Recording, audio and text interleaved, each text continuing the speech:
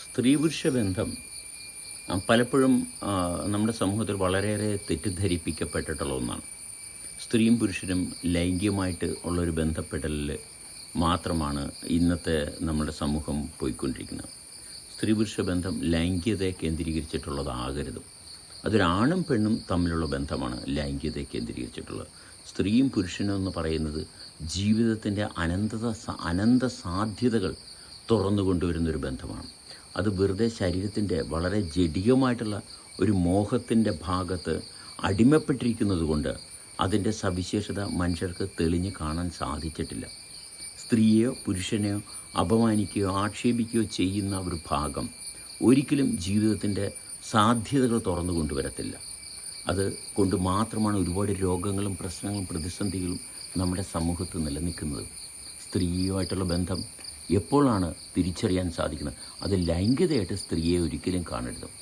ലൈംഗികതയായിട്ട് സ്ത്രീയെ കാണുന്നുണ്ടെങ്കിൽ അത് ജീവിതത്തിൻ്റെ ഭാഗം ഒരിക്കലും തുറന്നു കൊണ്ടുവരുന്നതാകത്തില്ല.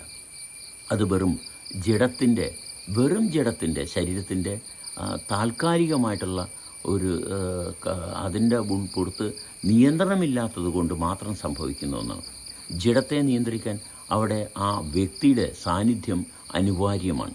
ആ വ്യക്തിയുടെ സാന്നിധ്യമില്ലായ്മ കൊണ്ടാണ് ജഡികമായിട്ടുള്ള മോഹങ്ങളുടെ ഭാഗമാണ് പല അക്രമങ്ങളും പല വികലമായിട്ടുള്ള ചിന്തകളൊക്കെ വ്യക്തികളിൽ കടന്നുകൂടുന്നത്. വ്യക്തിയുടെ പ്രഭാവം, ആ വ്യക്തിയുടെ സാന്നിധ്യം ശരീരത്തിലുണ്ടാകണം. അത് ശരീരത്തിൻ്റെ ഇംഗിതത്തിനനുസരിച്ച് കൊണ്ടുപോകുന്നതല്ല നമ്മുടെ ജീവിതം. അത് എപ്രകാരമാണെന്ന് മനസ്സിലാക്കി തരുന്നതോ അല്ലെങ്കിൽ മനസ്സിലാക്കത്തക്ക രീതിയിലുള്ള ഒരു പ്രവണതയല്ല നമ്മുടെ വിദ്യാഭ്യാസ സമ്പ്രദായത്തിൽ നിലനിൽക്കുന്നത്. വിദ്യാഭ്യാസ സമ്പ്രദായം കുറേ ടെക്നോളജിയും സ്കിൽസും കുട്ടികൾക്ക് കൊടുക്കുക മാത്രമാണ് ചെയ്തുകൊണ്ടിരിക്കുന്നത്.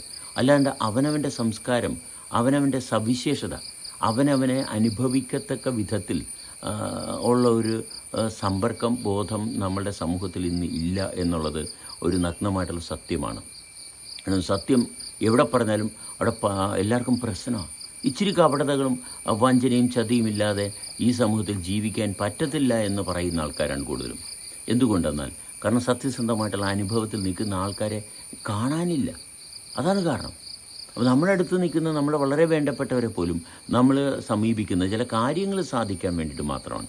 അല്ലാണ്ട് അവനെ തിരിച്ചറിയത്തക്ക വിധത്തിലുള്ളൊരു ബന്ധം, സ്വന്തം ശരീരത്തിൻ്റെ പ്രവർത്തനത്തെ സജീവമായിട്ട് തിരിച്ചറിയുകയും അതിനെ നമുക്ക് കൈകാര്യം ചെയ്യത്തക്ക രീതിയിൽ കൊണ്ടുപോകാനുള്ള സവിശേഷത അന്വേഷണത്തിൽ എങ്ങും കണ്ടുവരുന്നില്ല.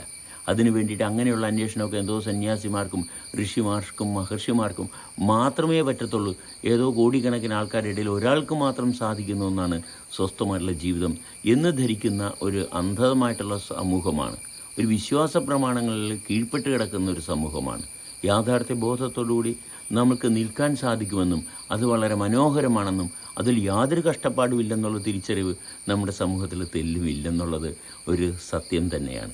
ഇത് തിരിച്ചറിയുക നമുക്ക് സ്വസ്ഥമായിട്ട് ജീവിക്കാൻ വളരെ എളുപ്പമാണ്. നമ്മുടെ ജഡം, നമ്മുടെ ശരീരം അതിൻ്റെ നിയന്ത്രണത്തിലല്ല നമ്മളെ കൊണ്ടുപോകേണ്ടത്. അത് പ്രവർത്തിക്കുന്നതും പ്രവർത്തനത്തിൻ്റെ സവിശേഷതയും അതിന് കാരണമായിട്ടുള്ള ഒരു സ്രോതസ്സുണ്ട്. അതുമായിട്ടുള്ള ബന്ധം നമ്മുടെ ജീവിതം തീർച്ചയായിട്ടും ആർക്കാണെങ്കിലും സുഖകരം, മംഗളകരം എന്നും